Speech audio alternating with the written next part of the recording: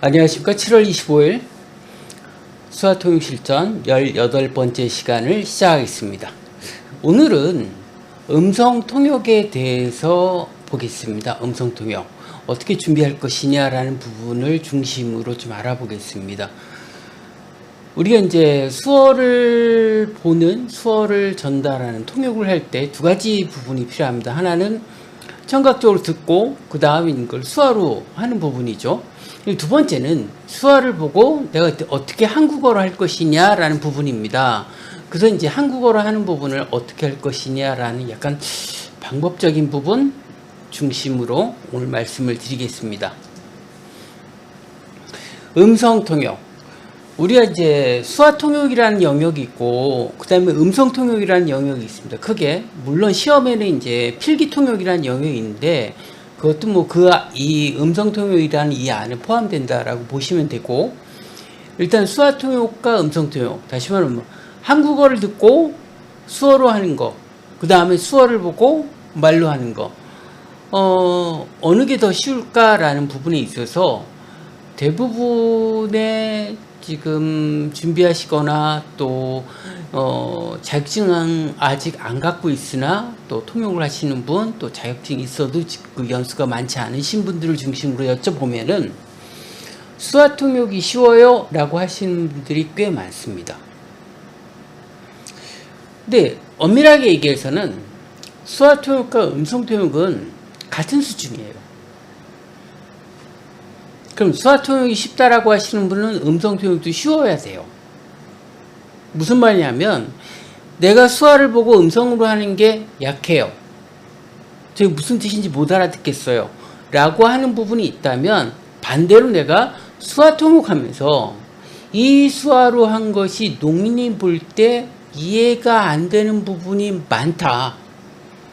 근데 이제 수화한 지 얼마 안 됐기 때문에 이걸 농인이 이해하는지 안 하는지를 내가 자신만 모를 뿐입니다. 실제로는 내가 수화통역하는 이것이 농인이 이해하게끔 하기 위해서는 사실 음성통역이라는 것도 거의 비슷한 수준으로 올라간다 라고 보시면 됩니다. 자, 그래서 오늘은 음성통역에 대한 부분을 좀 중심으로 좀 보겠습니다. 자, 음성통역을 어떻게 봐야 되느냐 라는 부분을 먼저 보겠습니다. 첫째는 이제 수어를 많이 관찰하는 부분이 필요합니다. 그러니까 수어를 많이 관찰하다 보면은 어떻게 움직이느냐를 이제 알 수 있죠. 우리가 이론적인 것들을 아는 거하고, 그 다음 내가 실력을 키우는 거는 조금 다른 차원이 있어요.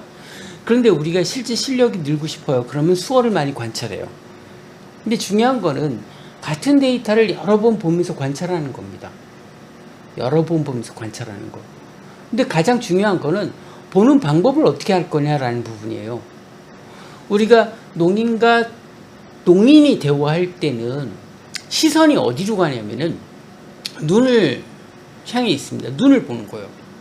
서로 눈. 그런데 청인과 농인, 이 청인은 그리 이제 수화가 이제 잘하시지 않는 분인 경우 농인의 눈을 보는 게 아니라 자꾸 수화에만 꽂혀 있어요. 수화가 하면 그 몸쪽으로만 자꾸 내려갑니다. 실제로 그럼 수화를 보면 농인이 바라보는 시각은 수화가 어떻게 가든지 항상 눈에 꽂혀 있다. 그럼 내가 그럼 수화를 잘 보려면 어떻게 하느냐? 수어를 하는 농인의 눈을 놓치면 안 된다라는 거예요. 우리가 운전이라는 걸 좀 비유를 많이 합니다. 여러 가지 상황이 있죠. 그럼에도 불구하고 나는 항상 앞에를 봐야 됩니다. 옆차가 오더라도 나는 앞에를 본 상태에서 옆차를 봐야겠죠. 굉장히 비슷해요. 그럼 눈을 본다는 건 뭐냐면은 정확히 말하면은 그 표정을 읽는 거예요. 표정을 읽는 것 중에서 눈을 본다. 우리가 이런 부분을 볼 수 있습니다. 농인은 어떻게 그렇게 빠른 수화를 잘 읽을까? 눈을 보기 때문이에요. 눈을 중심으로 보기 때문에 빨리 읽습니다. 그럼 다른 나라 농인과 대화할 때 농인들은 처음에 잘 안 맞으더라도 이렇게 대화하다 보면 서로 잘 맞춰 대화하는 경우가 많습니다. 그럼 수화가 다른데 어떻게 읽느냐? 표정을 읽는 거예요. 그러면서 맞춰가면서 아 이런 의미구나 라고 해서 맞춰가면서 대화를 시도하고 대화하기 시작한다 라고 보시면 됩니다.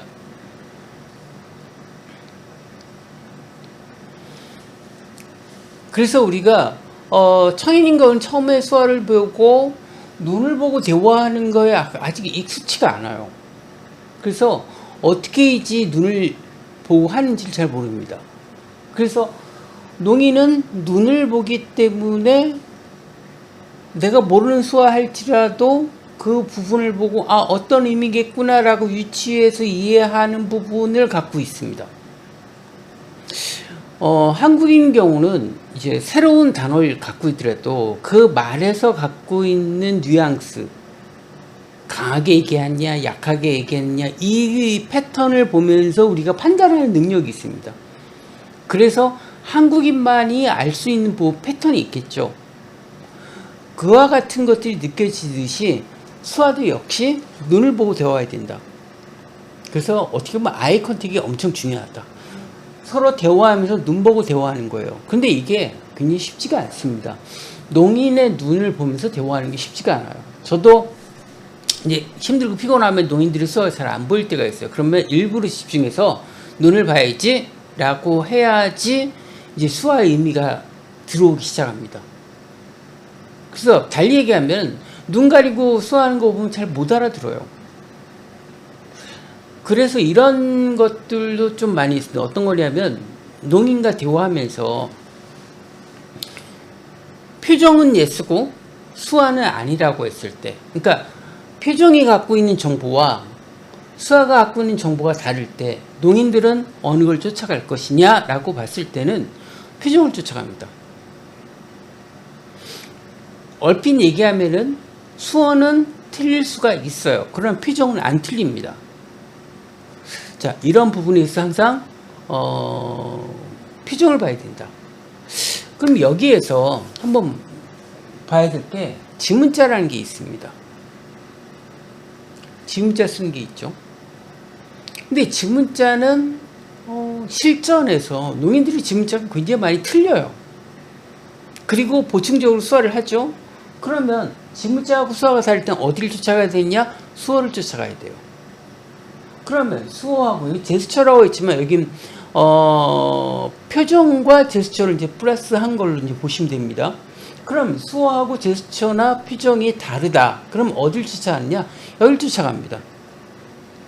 그래서 서로 다른 수화를 쓸지라도 보면서 표정과 제스처를 통해서 아 이게 이런 의미구나 라고 맞춰갈 수가 있다. 그래서 어떻게 보면은 지문자하고 수하고 달라? 그럼 수화를 쫓아가요. 수하고 이거하고 달라? 그럼 얘를 쫓아갑니다. 그래서 어떻게 보면 가장 기본적으로 수화를 보는 방법 어떻게 하냐? 눈을 봐야 된다. 자, 이런 얘기 했더니 오랜 동안 어떤 분들이 계시냐면 눈을 봤어요. 선생님 눈 봤어. 그런데 뭐 하라고요? 이렇게 하시는 분들이 많이 있었어요. 자, 뭐냐면 표정은 이제 두 가지로 갈립니다. 우리가 인간이 이제 안면의 표정으로 사용할 수 있는 근육이 한 40개 근육이 있다고 합니다. 근데 실제적으로 연구에는 44개도 나오고 막 그래요. 대충 한 40개.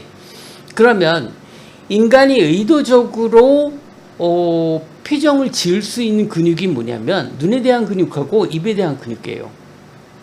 그러면 눈에 대한 근육과 입에 대한 근육 중에 어느 게 더 작게 움직이느냐라고 봤을 때는 눈에 대한 근육이 훨씬 더 작게 움직입니다. 입이 좀 더 커요. 그래서 표정이 좀 더 동작이나 이렇게 작다. 그것보다 큰 게 수어다. 수어보다 큰 게 어떻게 보면 제스처예요. 자, 그러면 우리가 수어를 볼 때 가장 작게 움직이는 거에 초점을 댔을 때 나머지 움직임도 동시에 다 눈에 들어온다 라고 보셔야 됩니다. 그래서 노인끼리 대화하면 항상 눈을 보고 대화합니다. 눈을 보고 대화해요. 그래서 두 분이 대화하는 거를 제3자 입장에서 이렇게 보면서 어딜 보는지 한번 관찰해 보세요. 반드시 눈을 봅니다. 수화가 내려갈지라도 다른 데로 향할지라도 반드시 눈을 보고 대화한다. 근데 표현하시는 분은 자기가 표현 때문에 왔다 갔다 할 수 있어요. 그런데 그 수어를 바라보는 농인은 반드시 그 사람의 눈에 꽂혀 있다. 그래서 이 눈을 보고 수어를 이해하는 것들이 사실 좀 훈련이 돼야 된다. 제 유튜브 동영상에 많은 농인의 영상이 있습니다. 근데 그걸 어떻게 봐야 되냐? 표정을 중심으로 봐야 된다. 표정이 눈에 대한 거, 입에 대한 거. 그럼 더 어떻게 하냐? 눈을 보면서 수화가 들어와야 된다. 요 단계가 필요합니다. 이게 조금 훈련이 필요해요. 한 달이 필요할지도 모르겠어요. 매일 한다면 한 달 정도. 그러면 눈을 보고 눈을 놓치지 않은 상태에서 수화가 보여야 돼요. 수화가 보여야 돼요. 근데 이때 어떤 게 가끔씩 망가지냐면 지문자를 쓰게 되면은 지문자를 보느라고 내가 표정을 못 읽을 수가 있어요. 그러니까 지문자를 보더라도 난 표정을 놓치면 안 돼. 그게 중요합니다. 그래서 사실 이게 생각보다 쉽지가 않아요. 그래서 농인의 언어를 수화를 읽는데 여기에서 가장 큰 어려움들이 있습니다. 눈 보고 대화하는 거. 그거를 하는 것이 엄청 중요한 부분이다 라고 이해하시면 됩니다. 수화의 정확도라는 게 있어요. 그 수화의 정확도가 사실 많이 떨어집니다. 자기가 뭐 이거 얘기해야지 라고 머릿속에 어떤 이미지를 갖고 있는 상태에서 수화를 하게 되면은 가끔씩 수화가 안 맞는 수화들이 나와요. 근데 그 수화를 어떻게 봐야 되느냐? 어떤 표정 속에서 했느냐 가지고 파악해야 된다. 두 번째는 어떤 부분이냐면 한 가지 수화에 여러 가지 의미가 있어요. 한 가지 수화에 여러 가지 의미 있는데 그러면 이 의미 중에서 어떤 의미로 쓴 거지? 라고 보고 판단하기 위해서 뭘 봐야 된다? 표정을 봐야 된다. 그래서 눈을 보는 거 엄청 중요하다. 그래서 음성 통역을 준비할 때는 영상을 가지고 그 표정을 놓치지 않은 상태에서 보는 거, 이것을 하는 것이 엄청 중요한 일이다. 이것이 기본적으로 이제 깔려야 되는데 이게 생각보다 좀 어렵습니다. 이게 기본적으로 어느 정도 수화도 되고 단어도 익혔어요. 이제 농인의 수화를 봐야지.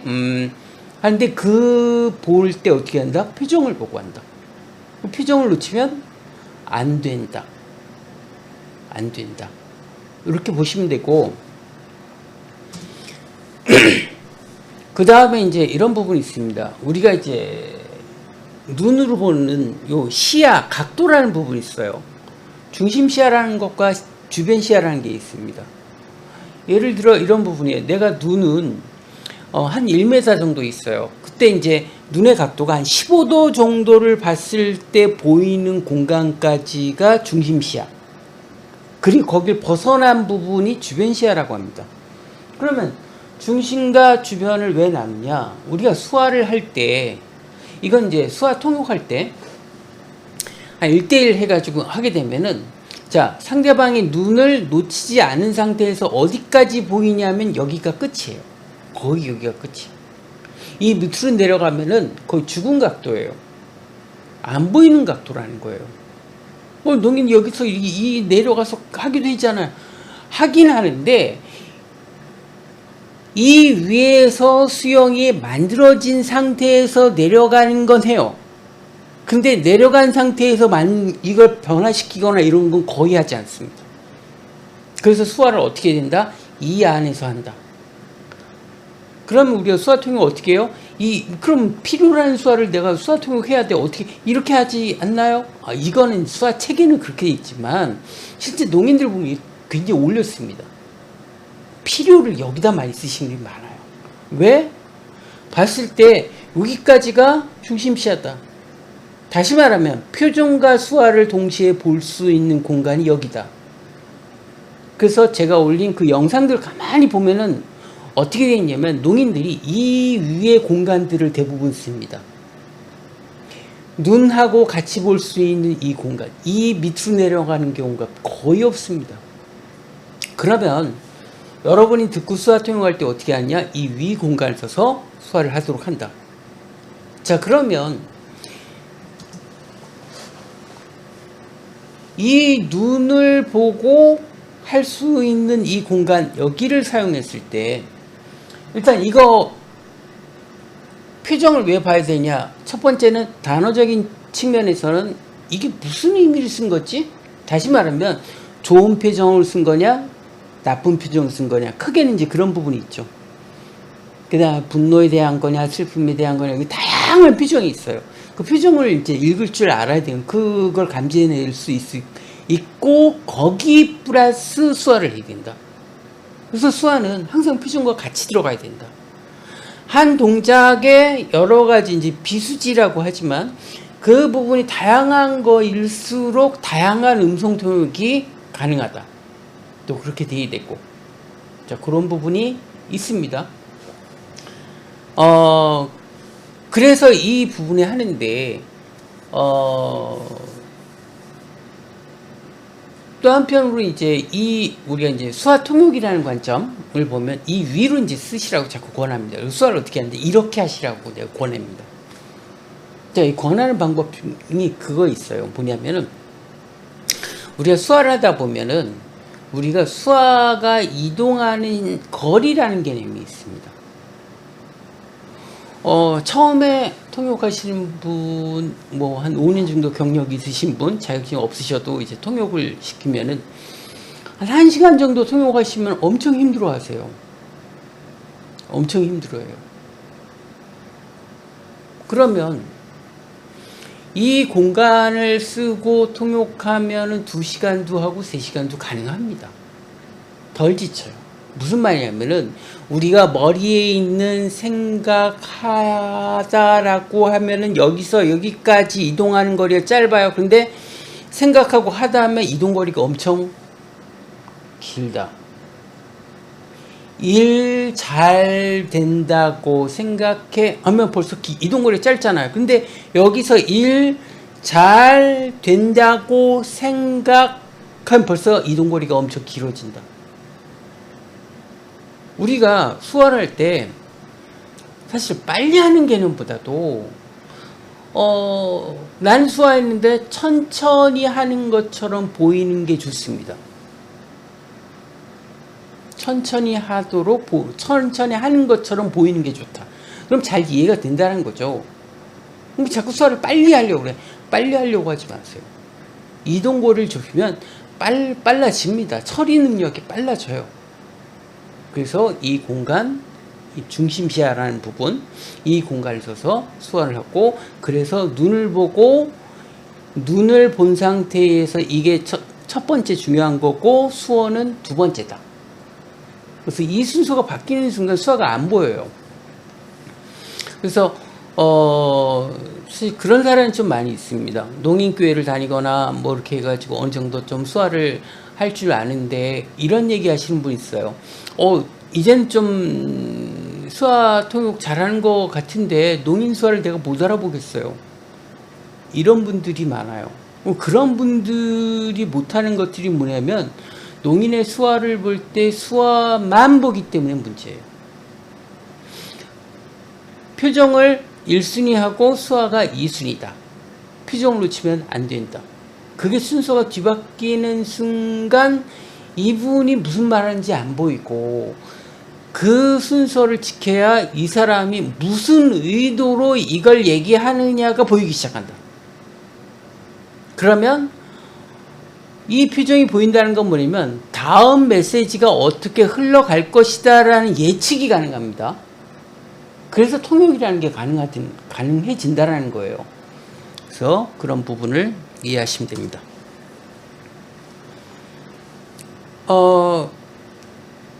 제가 농아인 영상을 가지고 한번 이렇게 분석을 해봤어요. 클립 단위로, 프레임 단위로 이렇게 쪼개가지고 이렇게 보면 재밌는 게 나옵니다.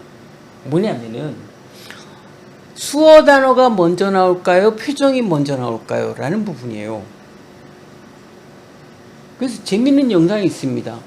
예를 들어, 커피를 마셨는데 맛이 환상적이야. 근데, 다시 보면 커피 수화가 아직 안 됐는데 이미 표정과 여기는 커피가 돼 있어. 마시다 수화가 아직 안 됐는데 마시다가 있고 환상적이다라고 하면서 자, 표정이 먼저 나옵니다. 항상. 다시 말하면 이 눈을 먼저 본다라는 거는 다음 수화가 무엇이 나오는가를 미리 예측할 수가 있다. 뭐냐면 좋은 표정이냐 나쁜 표정이냐에 따라서 이 수화들이 어떤 의미를 쓰겠구나라는 것들이 같이 된다. 그리고 그 표정을 보면서 뭐냐면 이게 결론이 지금 좋은 얘기구나 나쁜 얘기구나 억울한 일 당했구나가 이 중간에 나온 표정 가지고 이미 예측이 돼요. 그래서 이런 부분입니다. 예측 안 되는 게 확 나오면은 뭘 어떻게 얘기해야지 당황스러워집니다.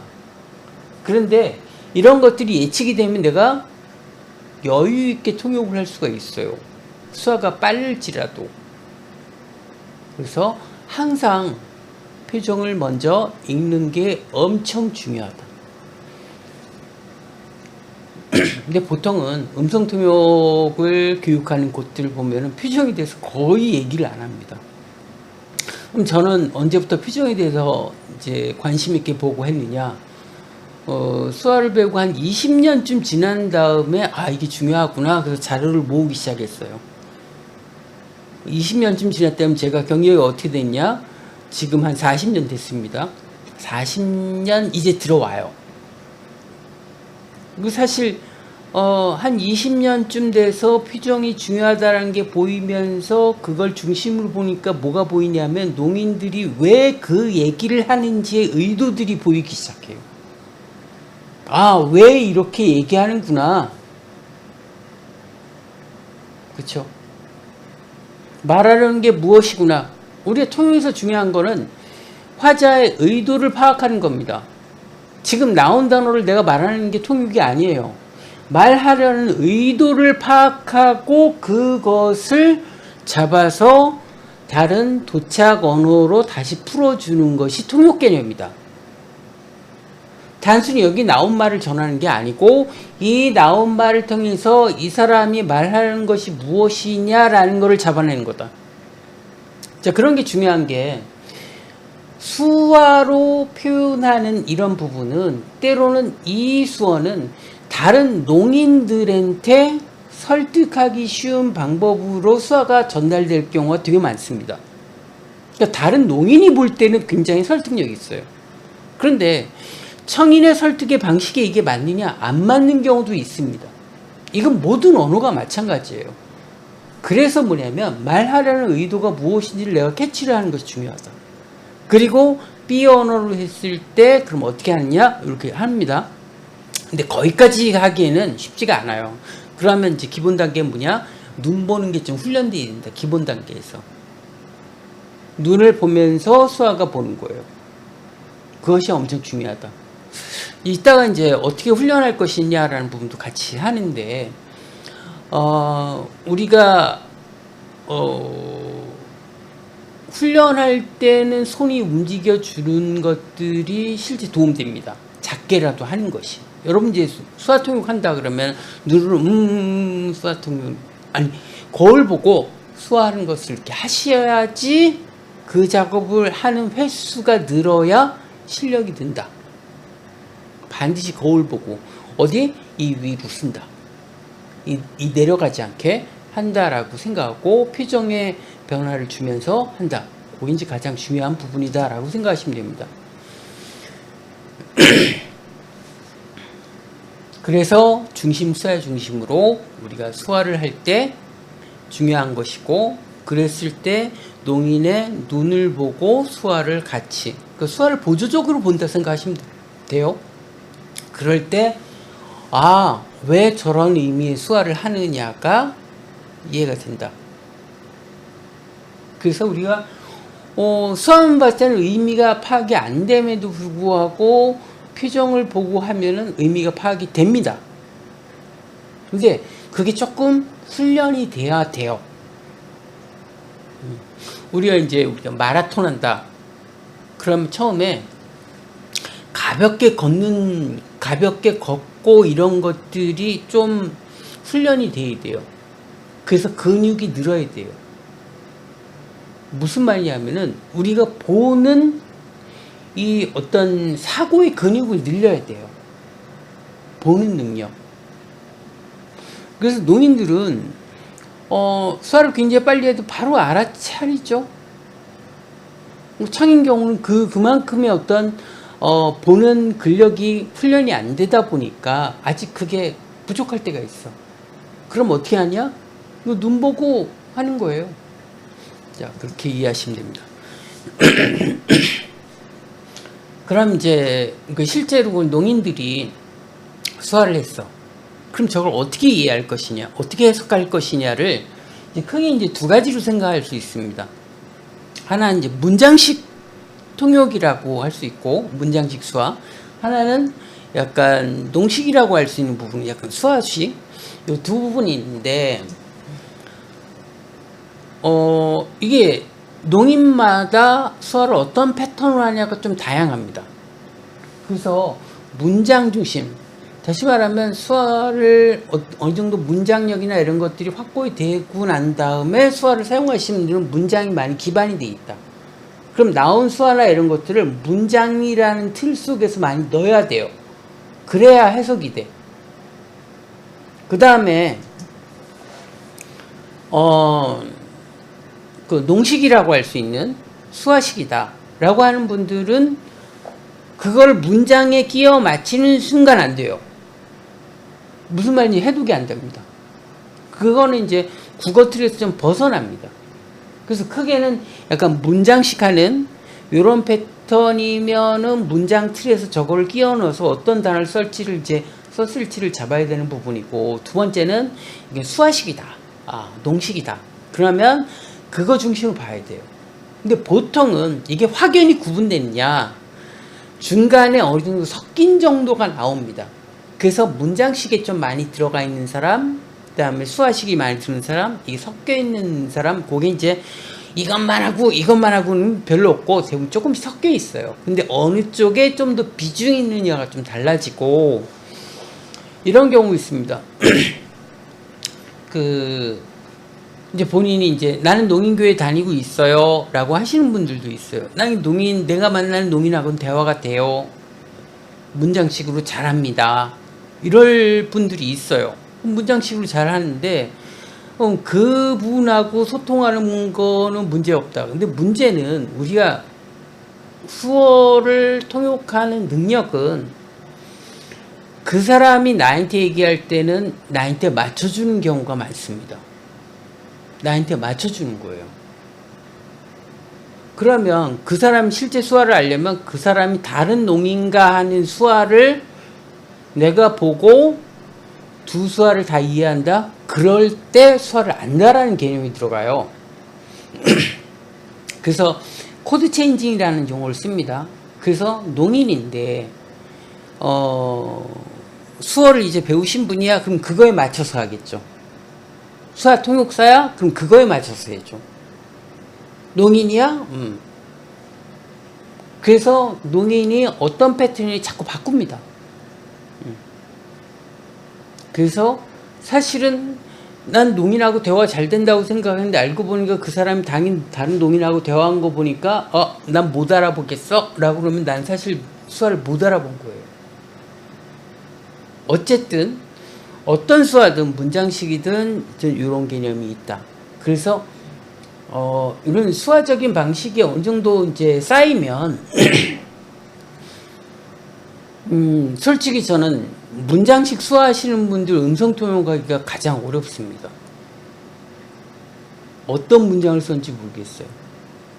제일 힘든 게 뭐냐면 어떤 기념사나 축사 같은 거 이렇게 종이 놓고 그대로 수화하시는 분들 보면은 원문이 뭔데 저 수화를 썼지를 원문까지도 생각해야 되니까 사실 쉽지가 않아요. 원문 없이 수화하면 오히려 편해요.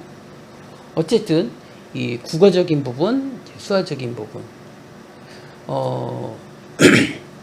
예전에는 좀 농식이라 할 수 있는 수화식이 좀 강조된 분이 연령대로 치면은 보통 40 중반 이상 되신 분들이 약간 수화 중심의 어떤 수화 언어를 사용한다 라고 보시면 되고, 40이 안 됐어 그러면 약간 문장 중심이 좀 많이 있다 라고 보통 이제 그 정도 생각하시면 대충 맞아요. 그리고 이분이 이제 보청기를 꼈어요. 그럼 약간 문장식도 할 수 있어 라고 하는 경우가 있습니다.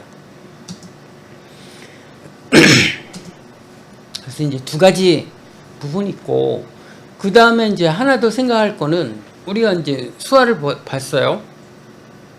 그럼 내가 어떻게 해석할 거냐라는 부분일 때, 우리 사람은 어떤 분이냐면 어떤 지식의 틀을 가지고 서로 대화를 합니다. 무엇에 대해서 얘기하는 거지? 지금 장르가 뭐지? 라는 거를 빨리 판단해야 되는 부분이 있습니다. 요리에 대해서 얘기하는 거냐, 개 키우는 거에서 얘기하는 거냐, 뭐 농아인의 차별 문제에 대해서 얘기하느냐, 지금 장르가 뭐지를 빨리 판단해야 돼요. 그게 뭐냐면 그 장르를 보면서 그걸 빨리 판단해야지 나머지가 풀릴 때가 많습니다. 그래서 가끔씩은 그런 경우가 있어요. 뭐냐면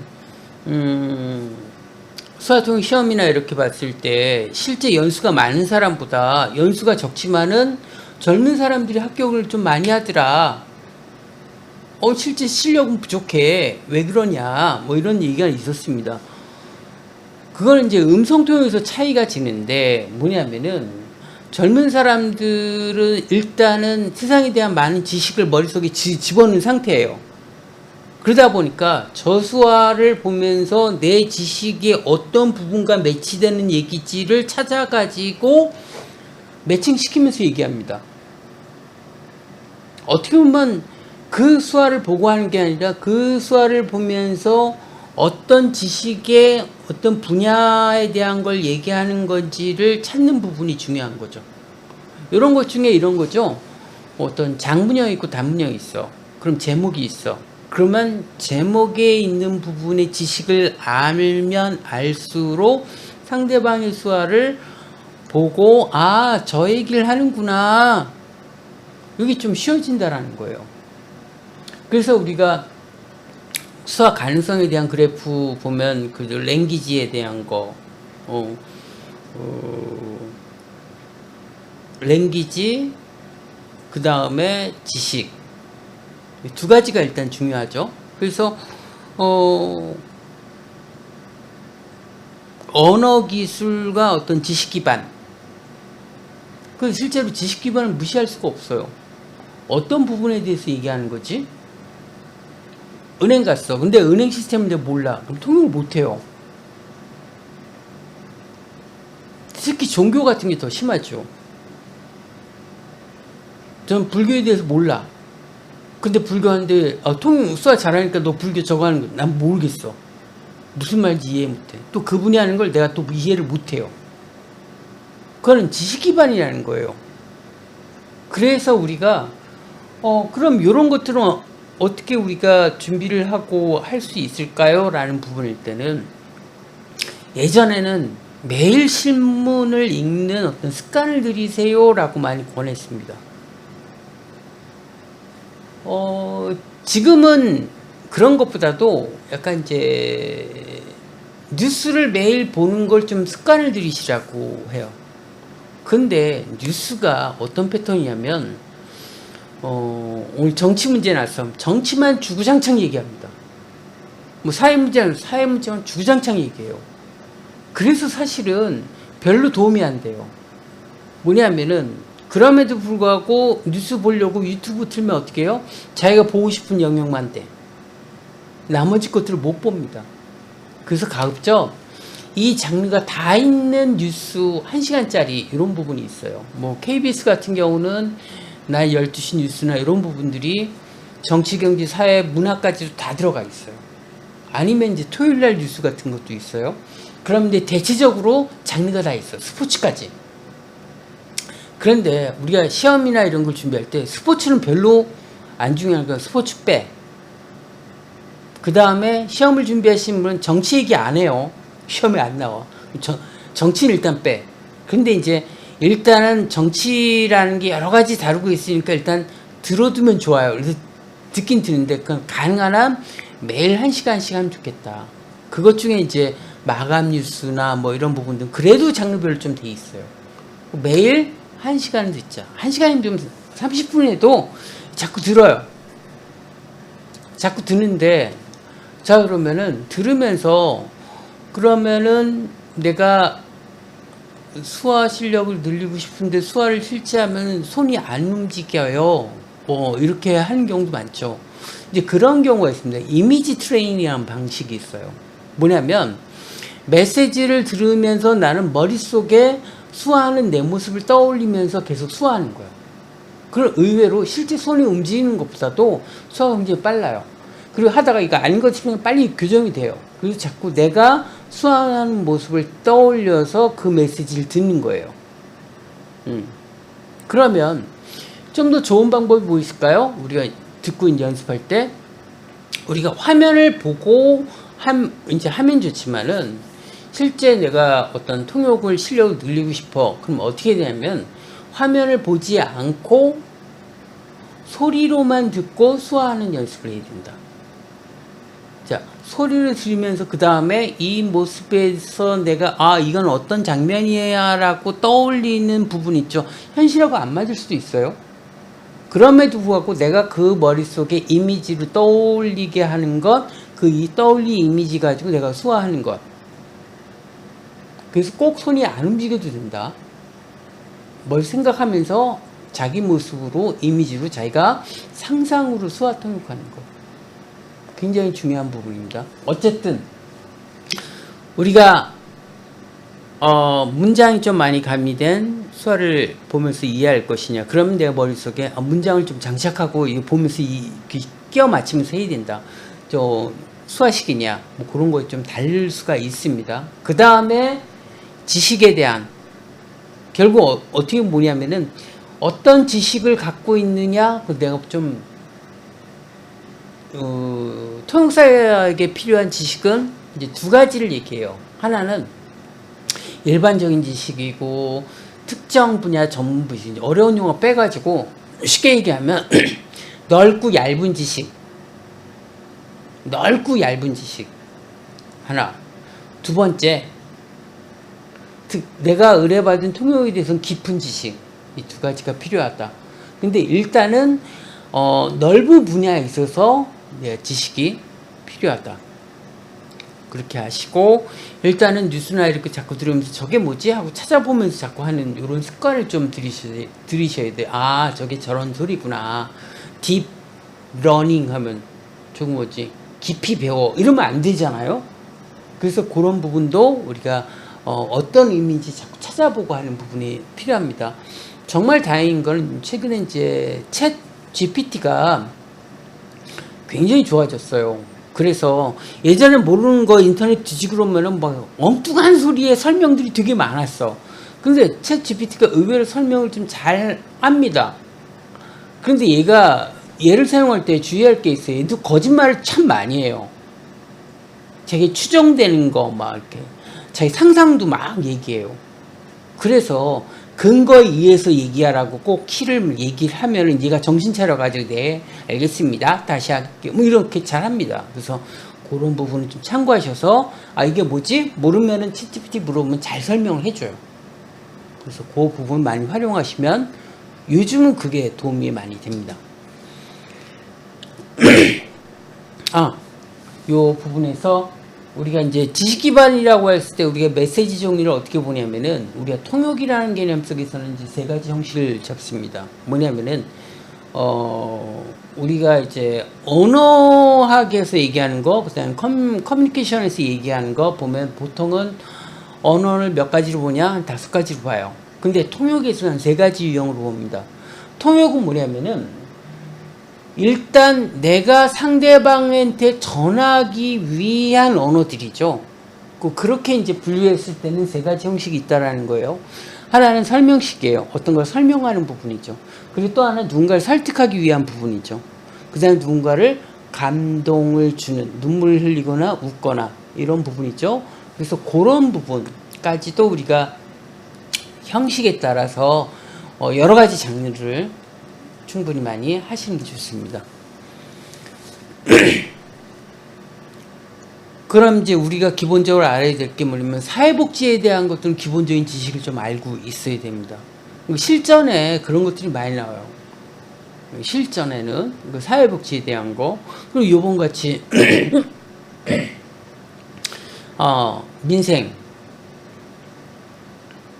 민생에서 지원금을 받았어. 그러면 이거 어디서 해야 돼? 요런 것들을 한 번씩 더 눈여겨보는 거예요. 사회복지에 관련된 거니까. 그런 부분, 그래서 사회복지나 이런 부분들, 그 다음에 농인의 사회나 이런 지식에 대한 부분들. 근데 이제 농인 사회의 지식이나 예전에는 농인 차별에 대한 것도 좀 많이 나왔고, 뭐 여러 가지 나왔지만, 요즘엔 그렇게 많이 나오지는 않지만, 그래도 기본적으로 알고 있어야 된다. 그 다음에 이제 시험에 많이 나오는 게 역사나 교육에 대한 게 꽤 많이 언급이 됩니다. 그래서 역사나 교육에 대한 것들도 좀 많이 보시고, 그 다음에 사회 문제. 뭐냐면, 뭐, 저출산이나 노인 문제나 젠더 문제나 이런 부분들 많이 나오죠. 그래서 그런 것들은 기본적으로 여러분들이, 어떤 부분이다라는 것들을 좀 이해하면 좋겠다. 그럼 최근에 나온, 어떤 그 내란이나 뭐 이런 것까지 나올까요? 그런 건 잘 안 나요. 사실은 정치적이고 이런 큰 문제는 사실 잘 건들지는 않아요. 어쨌든 그런 부분에 있어서의 내가 좀 찾아보고 어떤 개념인지를 내가 이해를 하는 부분이 필요하다. 근데 가끔씩 그런 경우도 있어요. 뭐 생물이나 물상 시간에 나올 법한 내용도 나온 적도 있어요. 그거는 참 어렵더라고요. 그건 누가 해도 참 어려운 부분인데 어쨌든 그런 부분. 그 다음 요거와 함께 그러면 첨단 부분은 뭐냐? 앞으로 사회 문제라고 할 수 있는데 AI에 관련된 것들도 지금 당면한 문제가 뭐다 이런 것들도 사전에 알고 있어야 된다. 수학은 아는데 내가 현실 지식이 없으면 그 파악을 못합니다. 그래서 그런 분야에 있어서의 미리 지식을 미리 이해를 해 놓고 있어야 된다라는 걸 알려주십니다. 그래서 농인들이 이제 수화를 봐요. 근데 제일 어려운 게 뭐냐면 주어를 찾기예요. 어디까지가 주어지? 요걸 먼저 찾는 게 가장 큰 핵심입니다. 우리가 수화를 보고 가장 먼저 찾는 게 어디까지가 주어지? 라는 거예요. 그래서 주어를 찾는 부분인데 주체가 누구고 그 대상이 되는 게 누구지? 그 주체, 이 사람과 얘는 관계가 뭐지? 누가 높은 거야? 이런 것들. 그래서 그거에 따라서 어느 각도를 썼지? 그럼 높이 쓰면 나보다 높은 사람한테 얘기하는 거야? 낮은 사람한테 얘기하는 거야? 어린애한테 얘기하는 거야? 요 관계를 이제 파악을 하는 게 엄청 중요하다.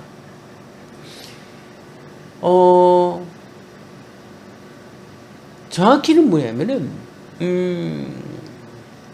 우리가 수화통역할 때 원래는 주어 부분은 천천히 해줘야 돼요. 서술어는 빠르게 처리한다.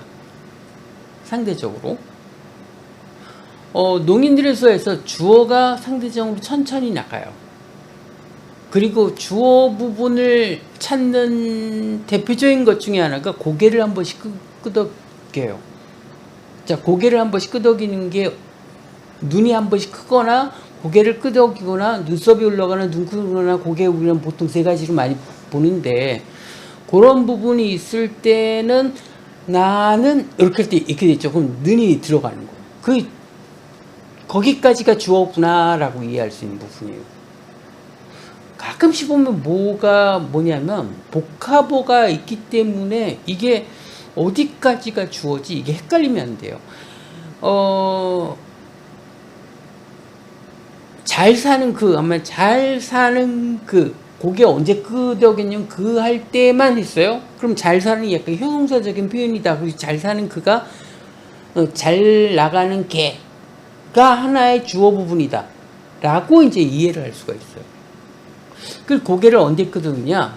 크게 이제 세 가지로 끄덕여요. 언제? 작년. 네. 그 다음에 서울. 그래서 언제가 끝나면서 한번 고개가 끄덕이고 공간, 장소에서 한번 고개가 끄덕이고, 세 번째는 누가라는 주어 부분이 끝나면서 고개를 끄덕인다. 보통 이제 고개를 끄덕인다는데 눈이 크거나 눈썹이 올라가거나 이런 그런 부분이 보여요. 그러면 농인들이 이제 이거를 약간 문법적으로 쓰는 거냐? 아니, 자연스럽게 그렇게 나오는 거예요. 대부분 그 부분이 나옵니다. 인위적으로 하지 않은 이상은 대부분 자연스럽게 나와요. 그래서 그런 부분이 있다. 그래서 주어 부분이 됐고, 그 다음에 이제 이렇게. 그래서 주어 부분 찾는 게 굉장히 수어를 볼 땐 가장 핵심적이면서 어려운 부분이다 라고 생각하시면 되고, 그 다음에 우리가 수화 통역할 때 서술어 처리 있죠. 서술어 처리. 그러니까 맨 마지막에 끝말을 어떻게 마무리 질 거냐라는 부분이에요. 그런 거에 있어서 우리가 처리 속도가 있습니다. 처리 속도는 가급적 마지막 수화는 내가 적당한 단어가 이런 단어 중에 어떤 걸 써야 될지 좀 헷갈릴 때가 있어요. 그럴지라도 타이밍을 놓치면 다음 문장을 날려버려요. 굉장히 중요한 겁니다. 그래서 최고가 아니더라도 차선이라도 그것보다 못하더라도 일단은 속도 맞춰 말하는 것이 더 중요하다. 이건 좀 이따가 한 번 더 얘기해볼게요. 그 다음에 이제 서술어 했을 때 이런 부분이 있어요. 아까 이제 문장식 하는 부분이다. 그 다음에 이제 수화식 표현, 농인의 관용 표현, 또 농식 표현이라고 하는 부분인데 두 가지 패턴이 있는데, 문장식 하게 되면 끝에 있는 서술어가 그거대로 그냥 읽어버리면 돼요. 문제가 없어요. 그러면 이게 이제 농인식으로 했을 때는 보통 어떤 현상이 나오냐면 수화 나온 그대로를 읽었을 때 말이 안 되는 경우가 있습니다. 그럼 어떻게 돼? 이 끝에 뒤에 걸 바꿔줘야 한국어로 말될 때가 많다. 이건 참고하세요. 나중에 했을 때 어떻게 말이 좀 안 되네. 그러면 맨 끝에 사용한 두 단어를 위치를 바꾸면 한국말이 돼요. 특히 농인의 관용식 같은 경우는 그런 경우가 꽤 많습니다. 그래서 서술어 처리는 그런 부분이 도움되는데, 중요한 건 시간 맞춰 끝내버리는 거. 이게 엄청 중요하다. 이렇게 생각을 하시면 됩니다. 그 다음에 이제 통역하다 보면 어떤 부분이냐면, 명확하지가 않아. 뭐라고 대충 약간 안개 낀 것 같은데 뭔가 할 때 하는 방법인데, 약간 이제 대충 포괄적으로 얘기해도 돼요. 우리가 수어라는 어떤 그 특성이 있어요. 구체성을 떼요. 한국어는 특성이 모성을 쓰거나 중의적 표현을 약간 고급적인 표현이라는 어떤 인식들을 갖고 있어요. 그래서 예전에 이제 어떤 장애인날 행사 때 어떻게 했느냐 뭐 이런 부분을 이제 통역을 이제 모시고 갔었어요. 그래서 이제 규모가 어떻고 많은 사람을 이끌기 위해서 어떤 이벤트를 뭐 이런 부분 얘기하는데, 이제 제가 모신 분이 이런 얘기를 합니다. 왜 하지 않냐고, 이거 없다고, 왜 이렇게 쏘았어요. 자, 이게 뭐냐면은 뽑기예요. 추천권이에요. 어떻게 보면 큰 영역 속에서는 뭔가 격이 안 맞는 거. 그럼 어떻게 되냐면 격을 맞춰야 되는 부분이 있어요. 그러면 원래는 이제 그런 수화를 봤을 때 이분이 왜 이런 얘기를 했지라는 의도를 파악을 해야 되는 겁니다. 근데 이분이 왜 그런 식으로 얘기했냐라면, 쉽게 말해서는 장애인이 올 수 있는 유인책이 필요하다라는 거예요. 예를 들면은 추천권을 한다든지 이런 거 해서 장애인들도 올 수 있는 유인책이 필요하다. 약간 어떤 그 추천권이라는 것보다 약간 상위 개념 썼죠. 그래서 의미를 좀 애매해. 그러니까 수완이 구체성인데 이걸 얘기하기에는 조금 그게 다 이렇게 커버되는 건 아닌 것 같아. 할 때 의미에 있어서 약간 높은 계열. 예를 들어 의미에 있어서 이제 약간 높은 계열이 이게 포괄할 수 있는 이쪽 영역을 다 포괄할 수 있는 그런 영역에 쓴다든지 아니면은 중의적인 표현을 좀 써버려요. 그래서 잘한다는 개념이냐 뭐 이런 부분. 우리가 이제 중의적인 언어는 누가 많이 쓰냐면은 이제 외교하시는 분들이 중의적인 표현을 참 많이 씁니다. 그 나라의 관계, 이제 전략적 관계, 뭐 포괄적 경제 관계, 무슨 말인지 아무도 못 알아들어요. 그냥 좋은 관계 한다는 거죠. 뭐지? 참 애매해. 그런 중의적 표현들을 굉장히 많이 해요. 그래서 만약 대통령이 어느 군부대 가가지고 수고했다고 위로해줬다 해보다도 군인들을 많이 격려해줬다라고 해버리는 거죠. 대충 요 구체적인 것보다 약간 뜬 계열에서 약간 뜬 그런 부분으로 하는 것이 무난합니다. 그래서 약간 이런 부분이 있어요. 사과 배라고 했을 때 물론 사과하고 배를 해야 되는 경우도 있지만 수화적인 특성상 구체적으로 막 나열하지만은 이게 한국어 음성에는 그것보다도 과일이라는 개념을 의미할 때가 많다. 그래서 계열을 좀 올려. 그러면 사과보다도 과일 이렇게 할 수 있겠죠. 근데 한 가지 참고할 게 뭐냐면은 많은 이제 과일을 얘기했어. 그런데 이 사과를 보면서 사과라고 했는데 사과는 아닌 것 같고 내가 만약 대답을 포도라고 해. 그럼 난 틀린 거예요. 그런데 사과인데 애매해. 그래서 어떻게 과일이라고 해. 그럼 틀리진 않는 거야. 그 개념이 있어요. 그래서 이게 좀 애매하다 그러면 약간 상위 개념의 언어를 그냥 써버려. 그래서 그 상위 개념의 언어가 약간 이제 그런 약간 한국어로 치면은 어느 정도 약간 격 있는 말처럼 이제 한국어를 생각하거든요.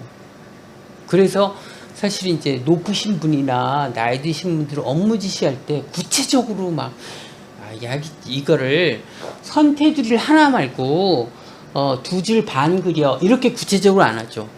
이게 좀 너무 가볍게 보이지 않아? 이런 식으로 얘기해. 이게 이쪽에 한국어라는 언어의 세상이라는 거예요. 그러면 이 세상에서는 이제 이렇게 하지만 이걸 이런 언어로 써야 된다. 그게 이제 통역이다라는 개념이고, 볼펜이라고 했는데 볼펜이 아니고 좀 여러 가지 뭐 이렇게 하는 것 같다 그러면 필기도구라고 얘기를 해버려라. 그래서 약간 상위 개념을 써버리는 게 구체적으로 좀 애매해. 그럼 그렇게 써버리는 게 오히려 틀리진 않는다. 만약에 볼펜이라고 했는데 샤프라고 해버리면 틀려버리는 거예요. 근데 볼펜인데 필기도구로 하면은 맞는 거죠. 그러니까 틀린 건 아니야. 그 개념이 되는 거죠. 그래서 우리가 한국어로 할 때는 그런 개념이 있다라고 우리가 이해하시면 됩니다. 그 다음에 이제 수화통역을 실제 어떻게 연습할 것이냐라는 부분이에요. 그래서 음성통역 이제 실전이라는 이름을 한번 해봤는데 가장 중요한 게 박자다.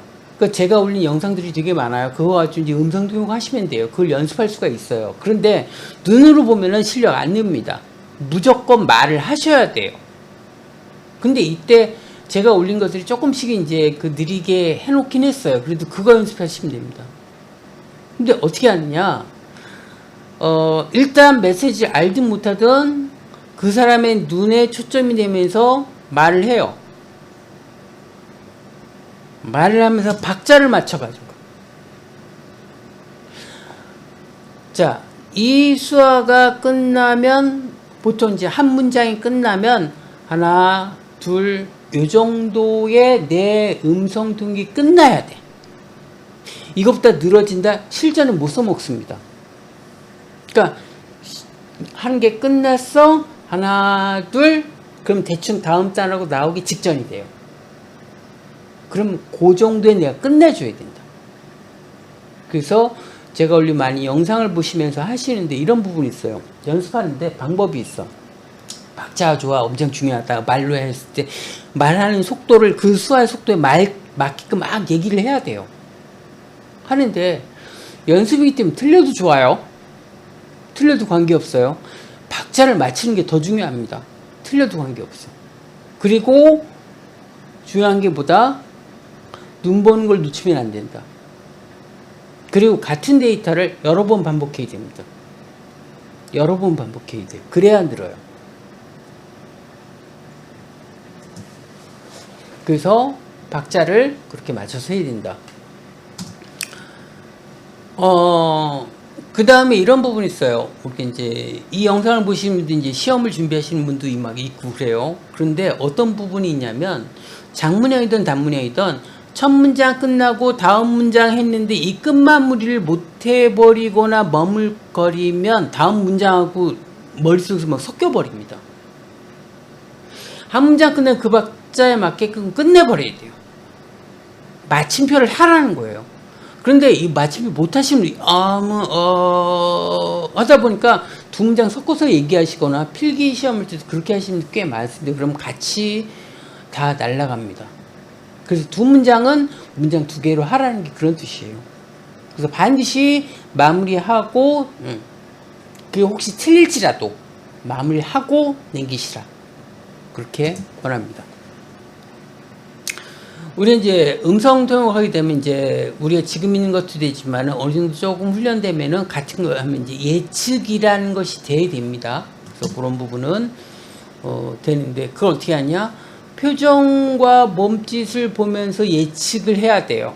아까 표정이란 건 이게 이 표정이니까 이 단어가 이런 의미겠구나라고 판단하는 거, 그다음 이 문장이 좋은 걸 얘기하는 거냐 나쁜 걸 얘기하는 거냐라는 것들 표정 속에서 예측하면서 보고 그런 것들이 어느 정도 되면은 다음 문장 대충 이렇게 굴러가겠구나라는 것들이 판단되는 그런 것들을 같이 하면서 하는 훈련이 돼야 된다. 이게 실제 그렇게 해야 실력이 늘립니다. 그래서 반드시 영상 보고 소리를 크게 하라는 소리가 아니에요. 작게 해도 소리가 밖으로 반드시 나가게끔 하면서 하시는 게 엄청 중요합니다.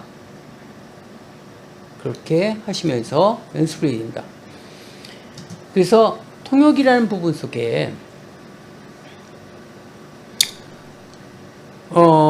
우리가 수화를 볼 때 표정을 먼저 보고 수화를 봐야 된다. 수화라고 했네? 수어라고 쓰다가 어쨌든 그래서 표정을 놓치면 안 된다. 그리고 그 문장이 언제 어디 주어부가 언제 끝나느냐는 걸 어떻게 알아보냐면 고개 끈덕임 표정에 대한 거 그게 문장의 특성을 그렇게 바라보면서 해야 된다. 그렇게 이해하시면 됩니다. 그 다음 이제 시험 대비하시는 분은 뭐 장문형 있고 단문형 있잖아요. 그럼 장문형에서는 우리가 이런 부분 그러니까 제목이 나옵니다. 그럼 제목이 나올 때 뭐 해야 된다? 제목 속에서 아까 얘기한 다시 말하면 내 머릿속에 그거에 대해서 알고 있는 지식을 빨리 끄집어내야 된다. 그리고 그 수화를 봐야지 무슨 말인지 이해가 된다. 그래서 하는 부분과 두 번째는 뭐냐면 보통 시험 때 보면은 제목하고 제목수가 나와요. 그 수가 딱딱 맞는 수는 그렇진 않아. 이 문장 틀에서는 이 한국어를 이렇게 수화로 했어 라는 게 나와요. 그럼 제목에서 표현된 그 수화를 내가 기억하고 있다가 그 표현 나왔을 때 제목을 그대로 써줘야 돼. 이거 많이 까먹으십니다. 그래서 그런 부분이 반드시 필요하다. 단문형은 오히려 제목은 없죠. 그래서 주어 부분과 표정을 통해서 어떻게 흘러가려는 걸 판단하면서 해야 된다.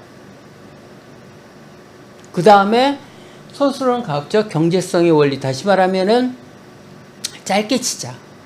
자꾸 말 길게 하는 것보다 짧게 서술어는 짧게 한다라고 자꾸 습관을 들여서 연습하시는 게 좋습니다. 그래서 연습 과정을 이제 3가지 보는데, 하나는 뭐냐면 수화 통역이든 음성 통역이든 어떻게 연습하느냐, 어떤 연습이 필요하냐면, 하나는 말 따라하기예요. 한국어를 들으면서 말 따라해요.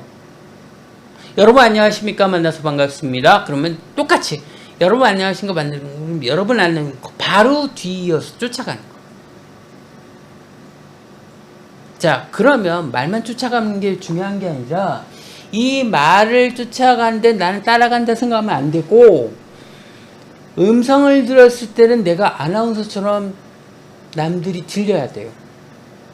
굉장히 중요합니다. 난 따라하는 것처럼 남들이 들리면 이건 아니에요. 내가 아나운서 멘트를 따라하면은 내 따라한 멘트를 들으면서 남들이 아나운서 같은 느낌을 가져야 성공이다. 그렇게 연습하는 거다. 이것도 이제 여러 가지 방식이 있는데, 일단 기본적으로 그 방식을 많이 연습하시면 좋아요. 근데 이거는 한 1-2주일 연습하면 어느 정도 따라가집니다. 두 번째 뭐냐면 수화 따라하기예요. 그럼 수화를 어떻게 따라하느냐? 제가 갖고 있는 영상이나 이런 거 있죠? 그거 보면서 따라하는 거예요. 이때 엄청 중요한 게 있습니다. 뭐냐면 표정을 따라하는 거예요. 수화만 따라가야지 안 되고 표정을 같이 하는 게 엄청 중요합니다. 그럼 이 표정을 따라하는 건 우리가, 제가 장문의 그 영상 따라하니, 아니, 먼저 단문부터 하세요. 단문 영상들 많잖아요. 그걸 보시면서 똑같이 따라하는 거예요. 엄청 중요한 거는 표정을 놓치지 않고 수화를 따라하는 것. 표정을 같이 하면서 수화를 따르는 거. 이거 엄청 중요합니다. 뭐냐면은 이런 것들이 됐을 때 저 수화에서 저 표정이니까 아, 저건 저런 의미구나 라고 하기 위한 감각을 익히기 위해서 이게 필요하다. 그래서 그런 부분이 엄청 중요하고, 그 다음에 이렇게 따라하는 게 하나 있고, 그 다음에 두 번째는 내가 실제 이제 음성 통역하고 수화 통역할 때, 일단 음성 통역이니까 영상에서 말로 통역을 하는데, 그 연습할 때는 뭐냐면은 단어가 첫 번째 단어 왔을 때 말 나오는 걸 하지 말라. 두 번째 수어가 보이기 시작하면서 말하기 시작하는 거. 첫 단어에서 절대 말하지 마라. 이거 복합할 수 있거든요. 그래서 이게 이 훈련이 쉽지가 않은 부분입니다. 다시 말하면 수화가 이렇게 가. 그러면은 한 단어 보내고 그걸 참고로 해서 두 번째 단어가 나올 때 아, 이거겠구나라고 감 잡으면서 이때 말이, 음성이 들어가기 시작해야 된다. 그리고 수화가 끝나면 1초, 2초 내로 내 말은 종결되어야 된다. 여기 박자 리듬을 맞추는 거예요. 여기 두 가지, 두 번째 훈련이고, 우리가 외대나 이런 경우는 어떤 훈련이면 예측 훈련이라는 것도 있어요. 어떤 거냐면 이런 문장 있잖아요. 그럼 중간에 하나씩 가려. 그리고 통번역을 하게 해요. 무슨 소리냐면은 우리가 통역이라는 상황이 100% 다 잘 들릴 때도 있지만 중간중간 단어가 안 들릴 때가 있어요. 자, 그러면 수화를 했는데 이 중간에 만약에 이제 수화를 12개를 했어. 어떤 부분이 있냐면 한참하다 5번째 수화를 내가 모르는 수어야. 그 다음부터 정신이 달나라로 가시는 분이 많아요.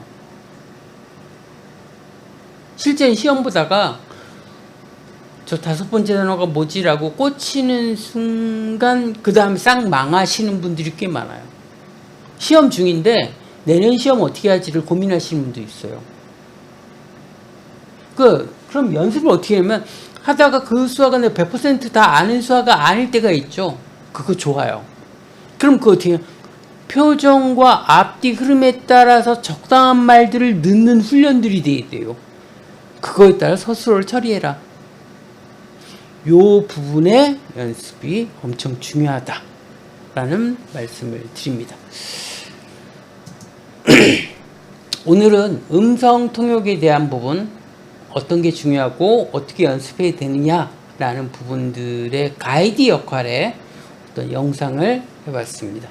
감사합니다.